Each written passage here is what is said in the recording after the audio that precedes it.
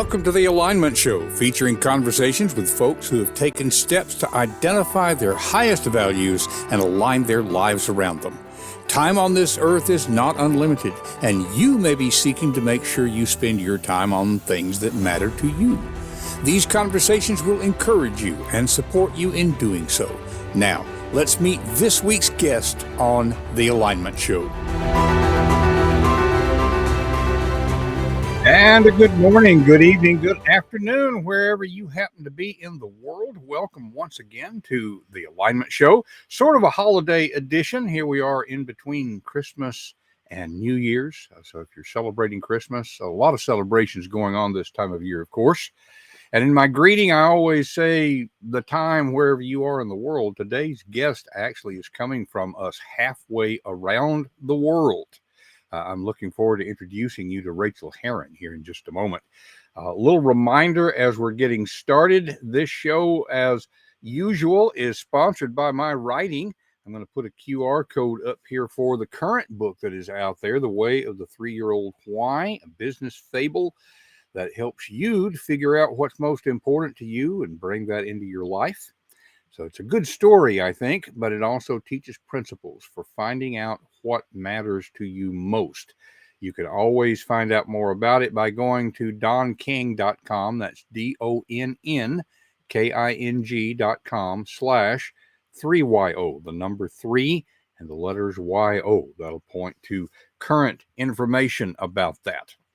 This show is not primarily a show about writers or for writers, but we find that a lot of times we have writers as guests because the nature of the Alignment Show is it features conversations with people who have taken conscious steps to bring their life into alignment with their values. And for most writers, that is something that is inherent in the process. You don't just happen to write most of the time. It's something that drives people. Just about everybody that you talk with says that they want to write a book. Hardly anybody does. And among those who do, hardly anybody manages to actually get one out there. Well, today's guest, Rachael Herron, is somebody that I feel like I have known for years. Although in the recorded conversation that you're going to see, we're actually meeting for the first time. But there's just an instant connection with Rachael and the people who read her writing, who listen to her podcast. She helps writers all over the world, both traditionally published and independently published. She has, and I think it's been a while since we recorded this. We recorded it on November 16th. I think I give a background bio on her in the recording. So I'm not going to go into a lot of detail.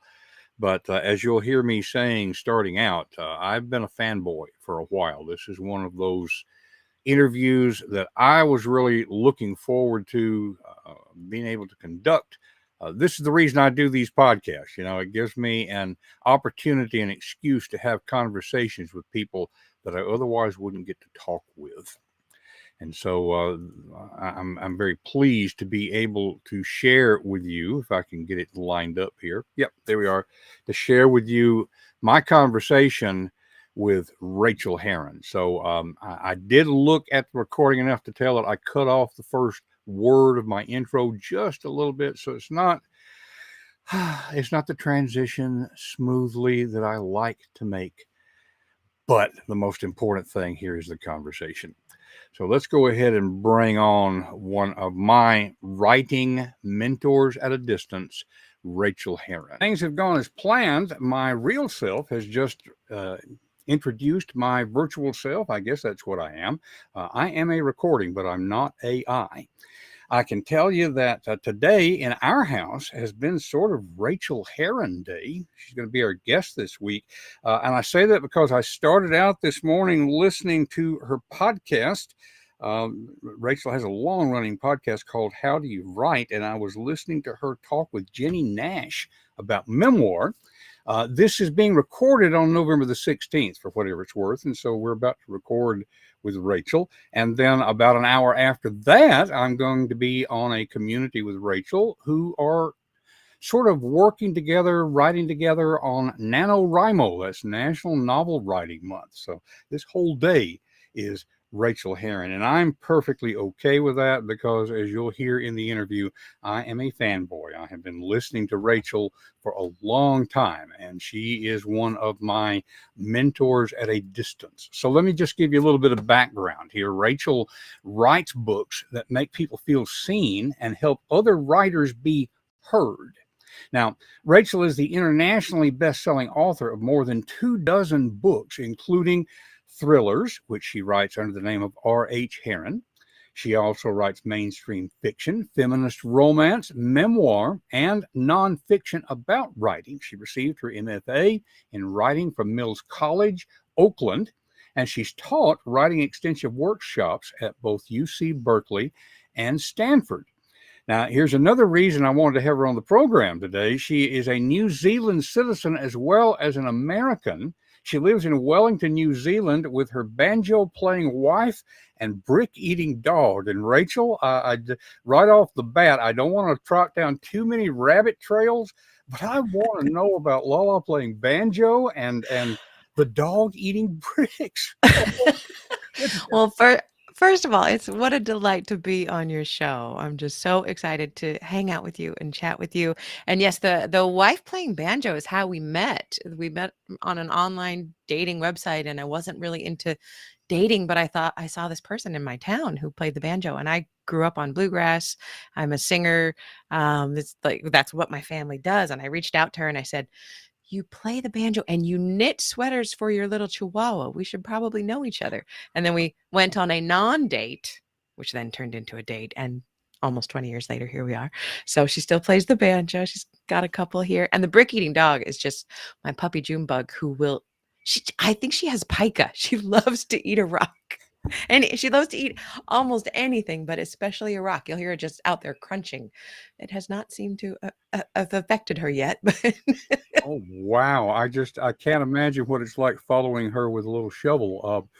We don't want to go there too deeply. I will, going back to the banjo thing, I didn't know about that background, but I have often in listening to you and friends listening here, one of the things, as she's heard me say this before, I love Rachael's voice. oh, But thank one of you. the things that I find so intriguing is every once in a while you will say y'all, and it sounds so musical to my southern ears.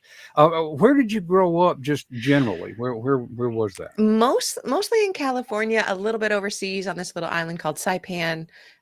Never in New Zealand. My mother was from New Zealand, and that's why I have the citizenship. Mm. But we would come and visit a lot, but we never lived here. I had the New Zealand accent till I was about 5 or 6, just from my mother, and then it went away and it never came back. Um, so I've never lived in the South, but I sure do love the accent, and I just think that y'all is one of the most underutilized words. It's gender neutral, it's completely inclusive. I love it. It's friendly. And thank you for saying Well, absolutely, and it sounds so natural coming from you. But that. that's not primarily why we're here today. But I have the feeling, Rachel, this is one of those. You and I can sit down for coffee and talk for hours, I think. Yep. Yep. So just to keep our focus, I have for folks who are longtime listeners of the Alignment Show, and there's my wife texting me. So talking about I thought maybe you did that when you said the show. That would be a nice little touch. I guess the clown thing. It's not that she's a clown. It's just that's the tone that I am likely to hear. That's a good one. Anyway, the Alignment Show is really for folks who have taken chances or have worked at bringing their life into alignment. It's not primarily about the pandemic, but when we heard about the Great Resignation, I think it's really the Great Realignment. People realize life is short and you don't want to spend your life doing stuff you don't want to do. And I've seen two things, big things, I think, with you over the years. The writing thing, of course, and the making the move to New Zealand. And so, just to kind of dig into both of those things, most of the shows you're on, you're talking about writing, and we're going to be talking about writing. But I know as a writer, you hear people, when you tell them you're a writer, they probably say, "Oh, I'd like to write a book." Everybody would like to write a book. Mhm. Hardly anybody ever actually does it. And among those people who actually do it, I would think it would be a much, much smaller percentage of people who then actually publish the thing. So I know you worked for at least a while as an EMS dispatcher. Mhm. And I got to say, folks, when I told Rachel how much I loved her voice, she said, "Well, I worked as an EMS." Rachel, I have known EMS dispatchers a lot. That ain't the reason your voice is as good as it is. For 17 years, I was a 911 dispatcher, police and fire medical for the first 7, and then for the last 10, I was just fire medical. Mm. And it is true, not all dispatchers sound as good as perhaps they could on the radio, but I always took pride in sounding good on the radio, to the embarrassing point where the guys on the midnight shift, they used to call me AM Love, and I would Ah, and and I would try to sound as, like, soft and nice as I could when they were coming in at, like, 3 in the morning, to not wake up the rest of the crews, you know? Just kinda oh, talking to them in their dreams. I can just imagine. Yeah, yeah. So when you, how long did you think about, I would like to be a writer, I would like to write a book, Mm. before you actually made that move? That's a great question. I graduated with my MFA, and I absolutely hated teaching at the college level. It just was not, I was not cut out for it. I only tried it for a couple semesters, and did not like it. And so I went and just got a job where I thought I could take the headset off at the end of the day and go home and leave it behind, which was true. And I also got a job, this 911 job. I wanted it because I thought it would be a window into the human condition every time I answered the phone. And it absolutely was. It was perfect for that. But so I had my MFA, and I wasn't completing anything. I wasn't writing anything to completion. I was always trying and struggling to write.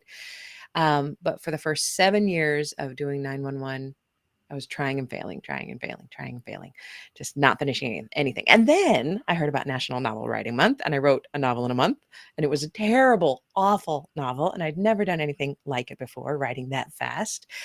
And but what happened was that it also was the best writing I'd ever done, because I got out of my editor's way, that inner editor. I just, I didn't have time for her to be chipping, sitting on my shoulder, telling me how terrible I was. And I just wrote. And so that book I was able to revise, and I got an agent, and she sold it in a 3-book deal at auction to HarperCollins. And then, to answer your question, the long way around, I spent the next 10 years doing both jobs. I usually worked between 60 and 80 hours a week on the 911 job, sometimes up to 100 or 120, because I lived at the firehouse and Well, would always work 48 hours, but up to 120. Um, and then I would have 3 or 4 days off. So it was great for being a writer. And those whole 10 years, I was also spending 20 or 30 hours a week. I don't have kids, writing. And I was always moving toward the dream of quitting the day job. And uh, I love that you have this show and you talk about alignment, because I was so out of alignment for so long. I was a mm, typical 20-year-old who went to college and accepted the credit card that they offer you at the front of school, and I mhm, got into debt. I got student debt. So for many years, I was at the 911 job. I was just working to pay off bills and debt that we had accrued. And so then when I started selling books, all of that money went to paying off the debt. And mm, then I was able to look at finances finally out of it. And when I talk about getting out of debt, at one point I think the highest we were at was $120,000 worth of debt that was not a mortgage. We're talking an old IRS bill from my wife, $50,000 of credit card, 40 grand of credit card debt. So it was every chunk of change I ever got, we threw at that. So then I looked up one day, and after 10 years of doing that, we were out of debt. And I knew that I needed to make $3,000 a month in order to support my half of the mortgage in the mhm. Bay Area. We lived in Oakland, California. And I thought, well, I have been doing this. I have been making more than that a month for the last couple of years, and I'm going to take this leap. And I'm telling you, I had a plan. I had a plan to quit in July of that year of 2016. And in, I believe it was February, my mother-in-law got really sick. and she lived in Idaho. And I knew that I could spend more time in Idaho if I were to quit early. And I thought, or I could save up some more money, or I could not. And so one day, months early, I walked into my manager's office and I said, I'm quitting. And nobody quits in 911. Nobody quits in the fire service. Nobody quits in cops. So like you Hmm. retire out, Yeah. you don't quit. So it was a shock. And I had to go home from my shift with a migraine. I stressed myself out so badly. But it was the best thing I've ever done. And I continued to make that money, and I make more money now. Um, and you know me, I talk openly and honestly Yeah. about making money as a writer because a lot of people don't. And it was just the best thing. One of the best things I've ever done for myself was to say that I believe in myself enough to try this for a while, and hopefully we don't end up living under a bridge. That was that was the goal. And that phraseology speaks to me. My dad, to his dying day, literally worried about winding up living under a bridge. So to Yeah. him, security was such a major thing. And obviously, that's what we're talking about in a way here. Hmm. So for folks listening who are thinking about making some kind of a leap, what we've heard from several of our guests, they had a plan, and you did both for a while. Were you making more from your writing than you were from the 911 when you quit it? Definitely not. Definitely not. The 911 job at that point was more than six figures a year because of the enforced mandatory overtime. I was just making so much money at that job. And Hmm. then to go from, I think I could guarantee that I was going to make, or not guarantee, but I think I could reasonably hope that I would make $3,000 a month.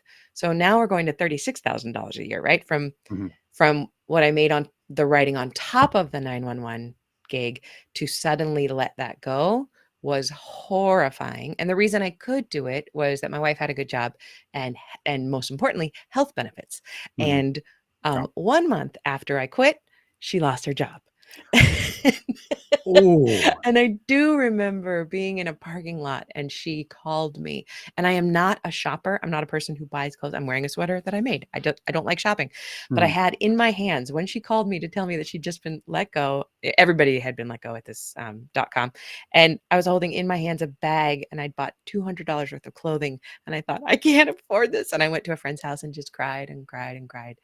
And in terms of what you talk about on the show, it was perfect. Like, because she had been let go, she got a great severance package. I think Ah. she had 6 months of Cobra health insurance paid for, and we got to spend so much time with her mother as she died. We were Mm, both yeah. able to be in Idaho while that was happening. And after that, she got a great job. So it Okay. was it was just one of those things that I didn't need to worry. I didn't need to be sobbing in the parking lot, but I do tend, I think, to understand where your dad was coming from. Like I I place a lot in security, and I don't like being scared. And often in Yeah. this kind of gig, we are scared. Well, and writing to make a living as a writer has always been challenging. Although we hear Yeah. from a lot of colleagues about, and I would agree, this is probably the best time in history to be a writer. But Hmm. there is that lack of security. Of course, I've always kind of thought security itself was an illusion. So we've kind of Yeah, I been agree. disillusioned, literally. Yeah, yes, exactly, and I hate that.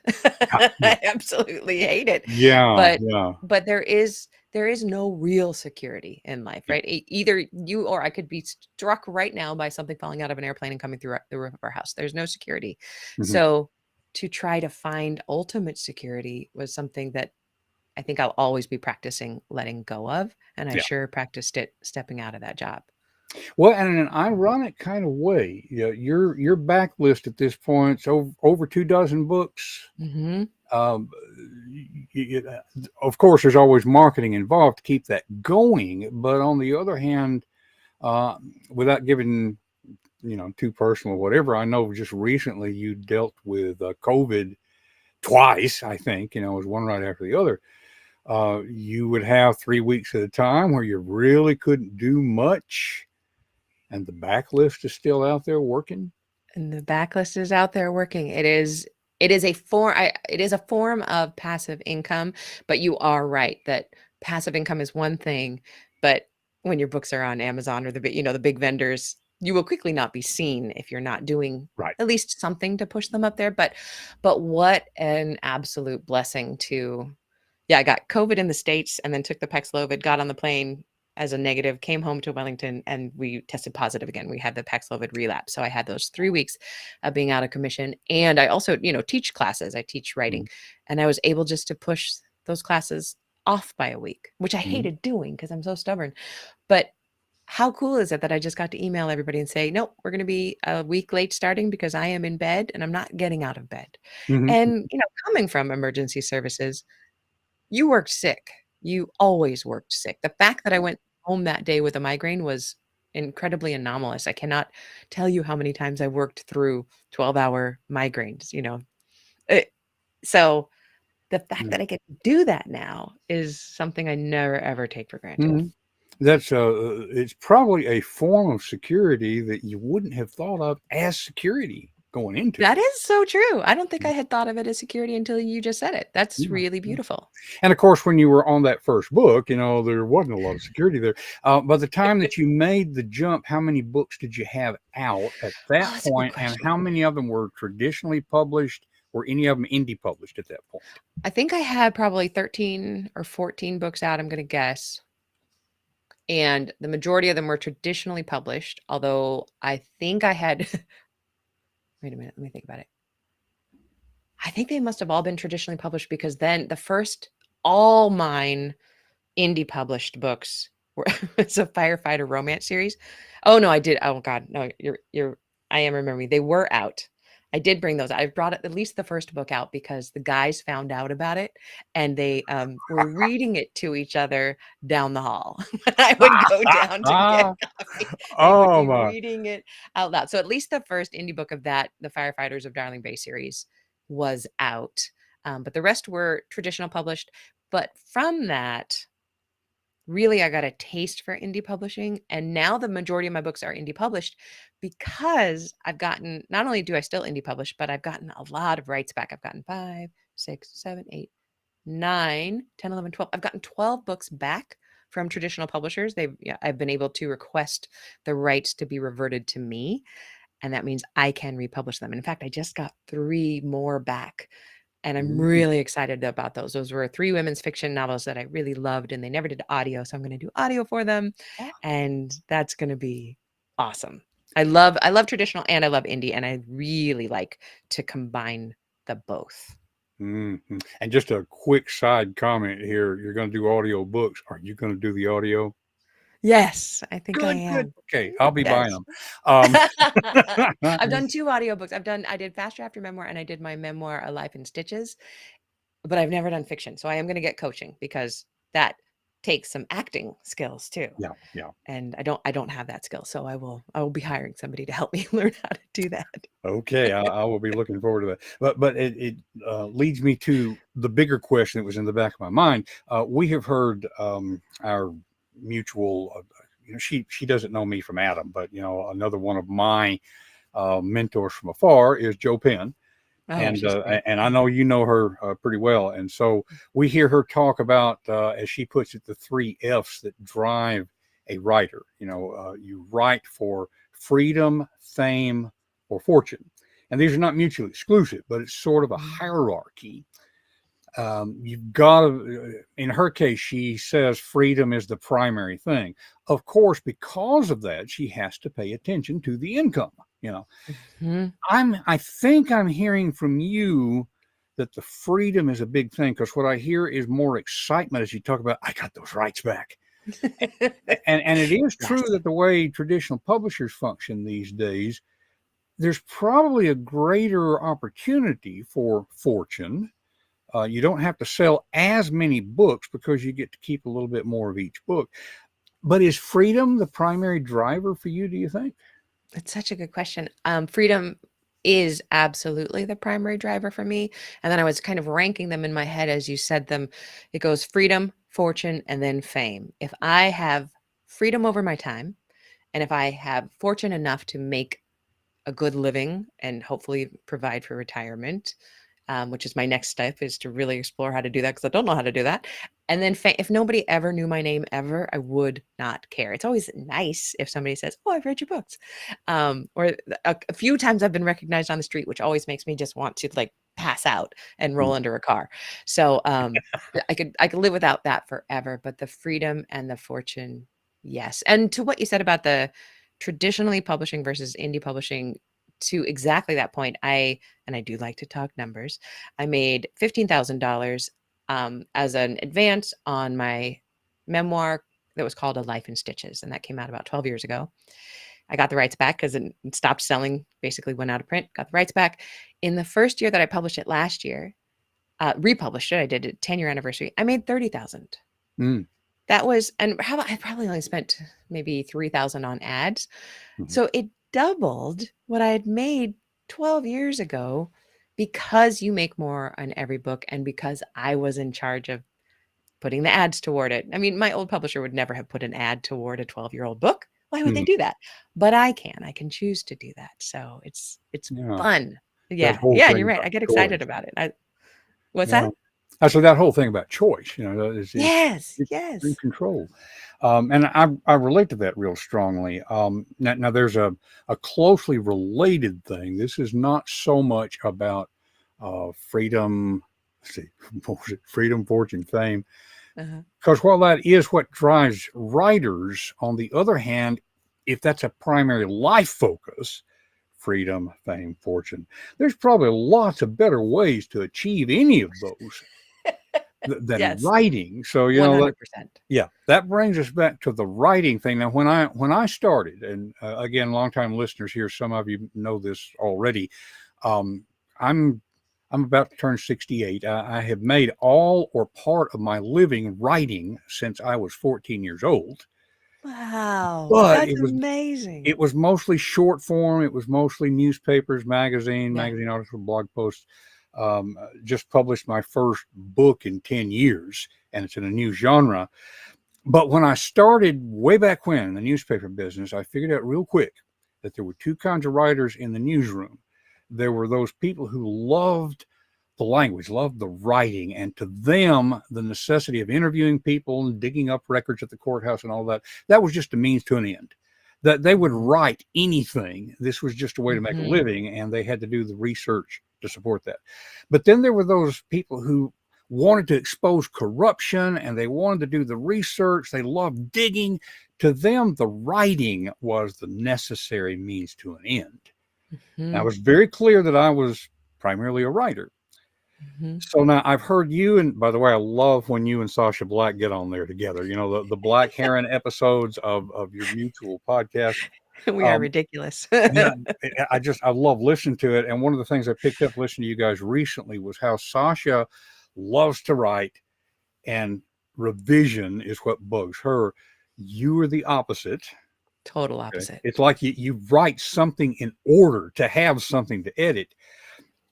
As you think about all the things you've written, the romance, the thrillers, the nonfiction, the memoir, is it topic first and then you write to dig into those topics, or is it that I will write anything? I've got to have something to focus on, because if you try to write about everything, you reach nobody.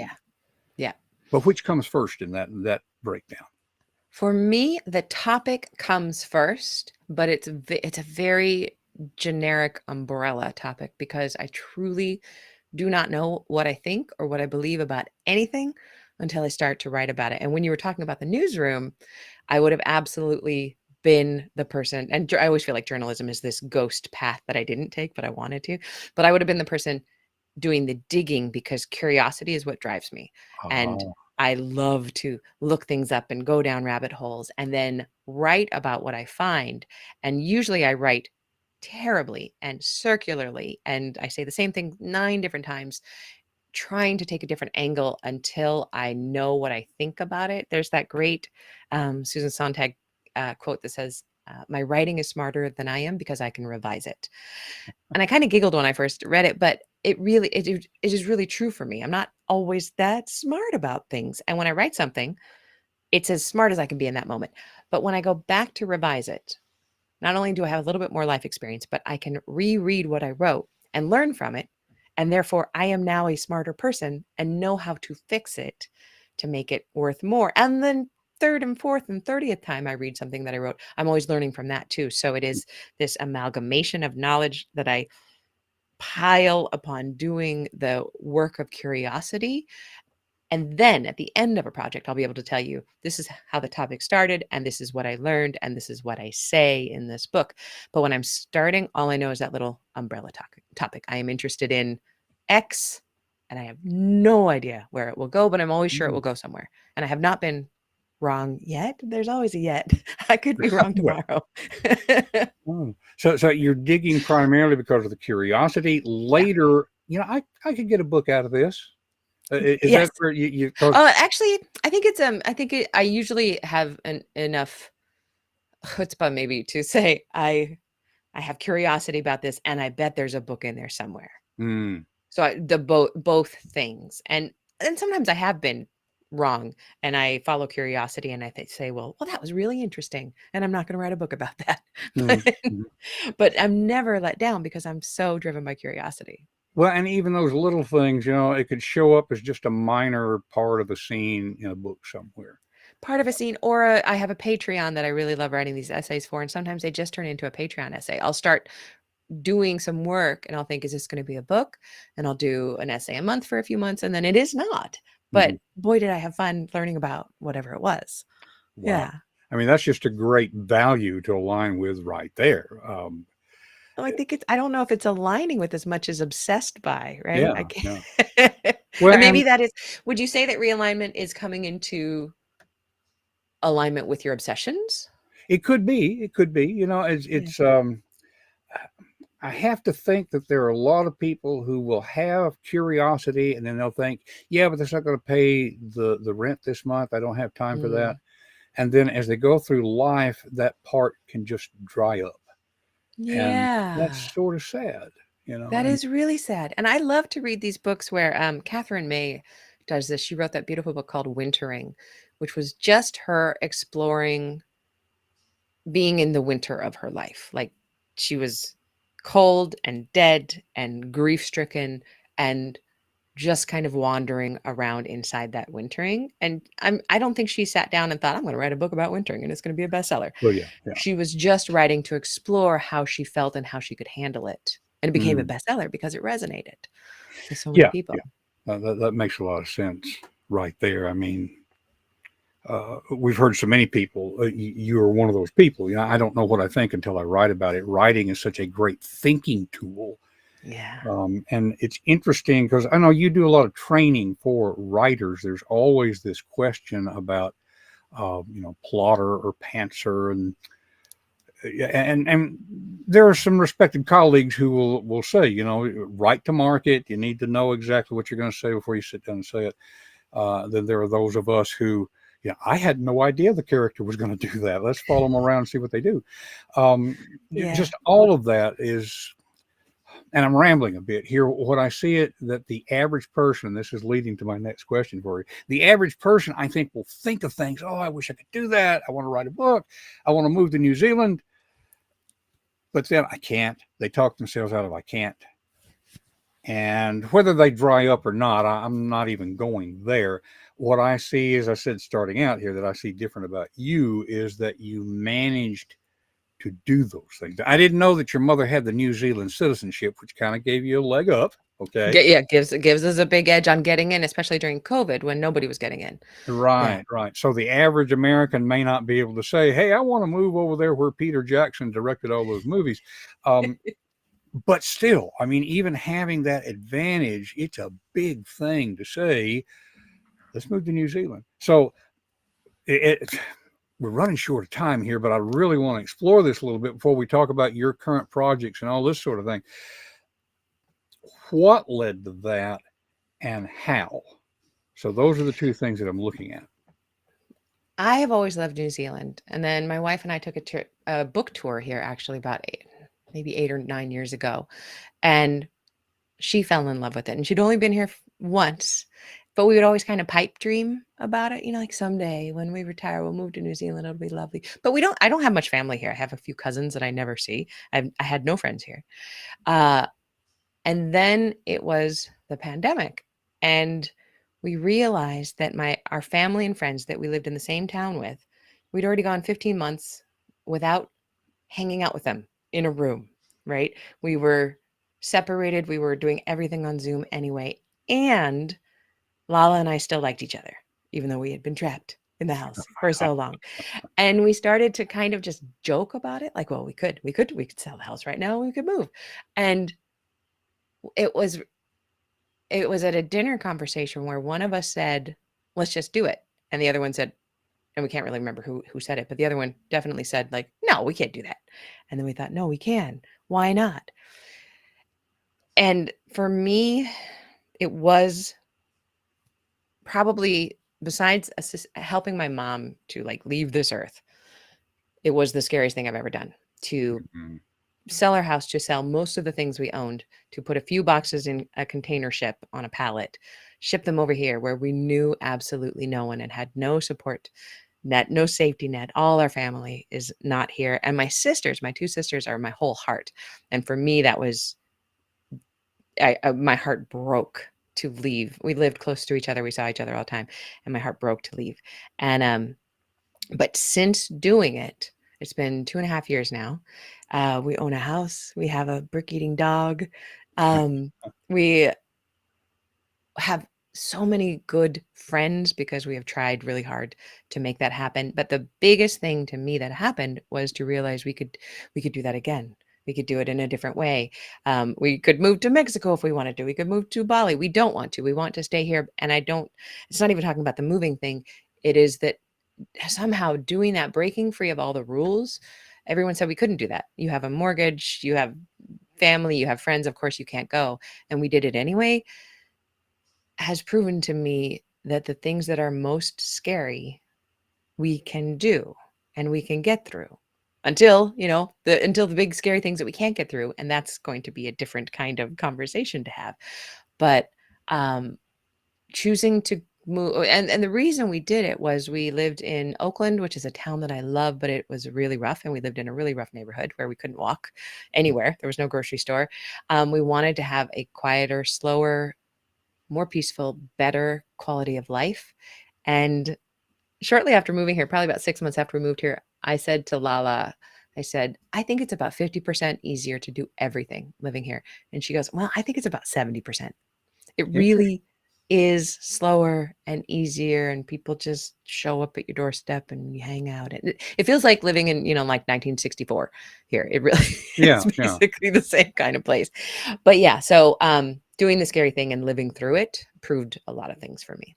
Yeah, fascinating. And not to pick at it too much, but I know one of the scary things that you dealt with recently, you not only had the COVID thing, but you had the COVID thing in the United States while you were traveling, and thank God you had the traveler's insurance, had some bureaucracy to jump through to be able to take advantage of it. You just didn't have to worry about that, I'm assuming, in New Zealand. You don't. It's socialized medicine. If you get sick, you're taken care of. Oh my gosh, the guy who was working on my neighbor's roof yesterday slipped off his ladder and he's fine, but he did break his hand.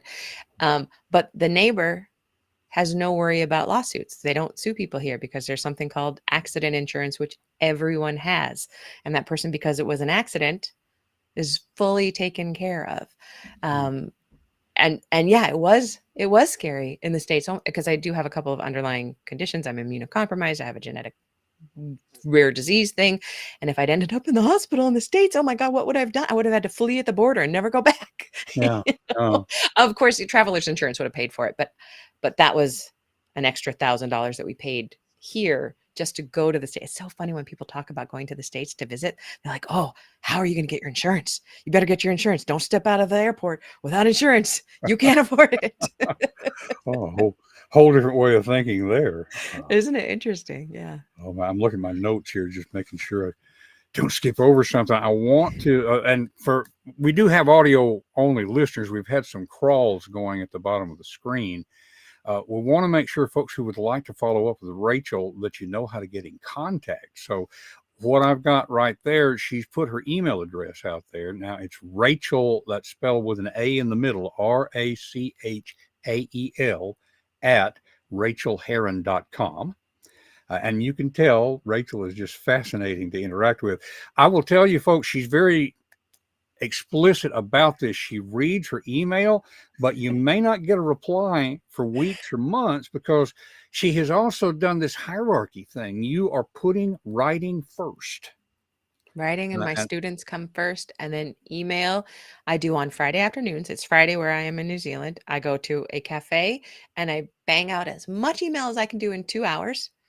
And if I don't get through it all, I don't get through it all. I do triage it. Like if my father-in-law says, I need this from you, I will see an email and respond to him, kind of thing. Yeah. So you look at the But yeah, I subject think line there. exactly. But the triaging is important because I'm one of those people who can get stuck in social media. I can get stuck in email. I can get stuck doing a lot of things I don't actually want to be doing. And I want to be writing and I want to be reading and I want to be spending time with family and friends. And I got to tell you something exciting Yeah. is that my little sister is moving here and she'll be here in 10 days. Oh, wow. Isn't that Okay. amazing? Well, and I guess, enticed her over. she's got the New Zealand citizenship also. Yeah. Now we just got to get the third one over somehow. Wonderful. Congratulations. Thank wow. you. Well, and the related question that I had there, and now you've got something else going on here, is how in God's name do you manage it all? Because you're doing so many things. And listeners, she's writing, she's running virtual classes. She just, you did that virtually as well, but you're a speaker at conferences. You've got your Patreon. There's just so many things going on, and you had a new dog. I mean, I've been hearing about the. Thank goodness they're growing up. The puppy, yeah. As I'm pulling up, think about that as I pull up the QR code here.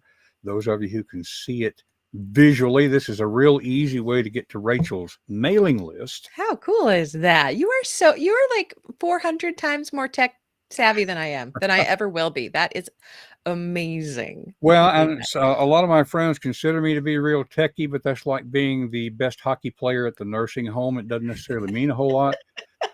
I think it does. This is very impressive, Don. Wow. What was the question? Oh, how do I do it all? I don't do all of it well, and I am always trying to strive for good enough, even though I am a perfectionist, of course, as a lot of us are, but I'm trying to reject perfectionism. And there's this idea of going for 80%, get it 80% done, and then ship it. And I would encourage your listeners to Google Hank Green 80%. And it's a wonderful short little, 5-minute video on how he talks about don't try to get everything 100% because you'll never finish anything. Get things to 80%. You've heard my podcast. Yes. It's got breaks and noises, and I'm not going to edit it, and that's all good. Well, it's one of the reasons for this one, even though this is recorded, we're treating it like it's live. It's just going to go out like it is. I prefer that. That's real life. Absolutely. Yeah. And folks, those of you listening, I'll get in the show notes, I'll get Hank Green 80%. I'll find that and put it in the show notes. Perfect. We've also got on the screen for audio only folks, if you're interested in Rachel's writing or her mailing list, RachelHerron.com. Remember, that's RachelHerron.com/write. And I highly recommend that you get on that mailing list. So, Rachel, I want to be respectful of your time as we're coming to an end here. I always like to ask one of my favorite questions here. There's almost always something that you wish that I had asked that I didn't ask. Oh, wait. Oh, I'm sorry, Rachel. Before we go there, we haven't even talked about the books that you've got coming up. I want to be sure we get those out there. Oh, my goodness. I'll talk so fast. How about that? Okay, so a thriller and a memoir, and I think there's another memoir that you got that you're working on that isn't ready for release yet. So there's a memoir coming out very soon. It's called Unstuck, an audacious hunt for happiness and home, and that is about the move to New Zealand. And that'll be out on Kickstarter within a couple of months, and then it will be on all vendors. I'm self-publishing that one, indie publishing that. I do have another memoir about sobriety and recovery. That's going to, I'm revising that one. And I have a novel coming out from Grand Central Publishing in, I think it's 2025. I don't even think it's coming out next year. And that is a paranormal, kind of paranormal women's fiction, or women's fiction with magical realism. That's the next novel that is coming out traditionally. Yeah. Okay. And may not want to, I don't know, mention this or not. You also have a memoir, a recovery memoir that you may or may not publish. Yeah, that's the one I am revising. That's the one on sobriety. I don't mind talking about it at all. It's just that my agent and I have been working on revisions for it, and here's the honest truth, I don't know if I want her to take it out for a traditional publisher. I'm going to wait and see what the New Zealand memoir does, and I may take it back from her and just self-publish it, because I do love indie publishing so much.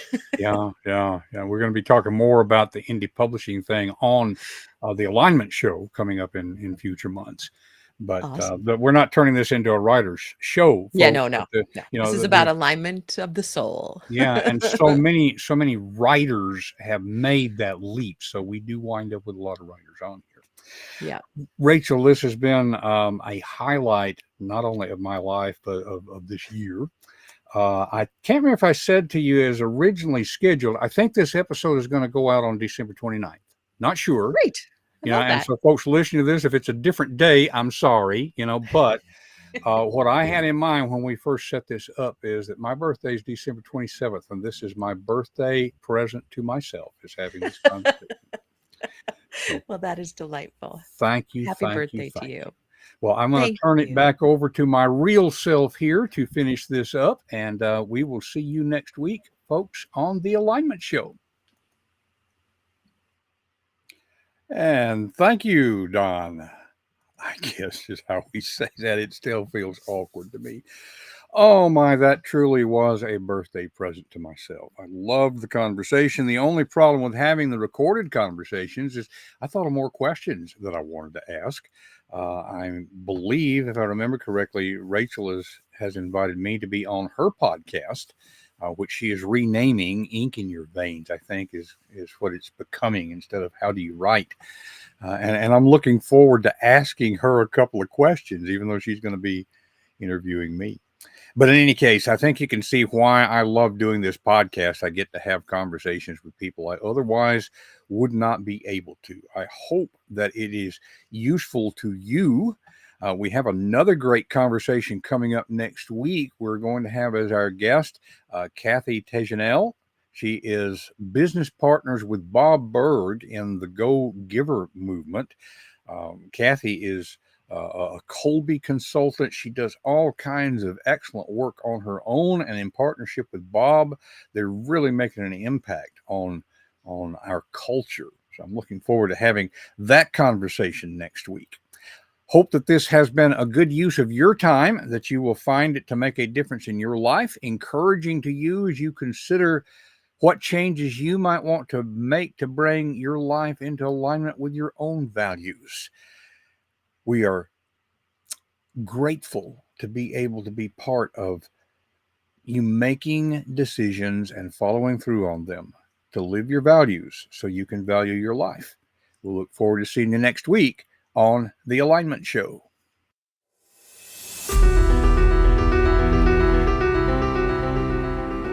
That's it for this week's episode of The Alignment Show. What has it inspired you to do in your own life? Whatever it is, take action now and take the first step. It will help you to talk with a friend about what you're thinking. Share confidencecultivators.com to spread the goodness. And remember to live your values and value your life. We will see you next week on The Alignment Show.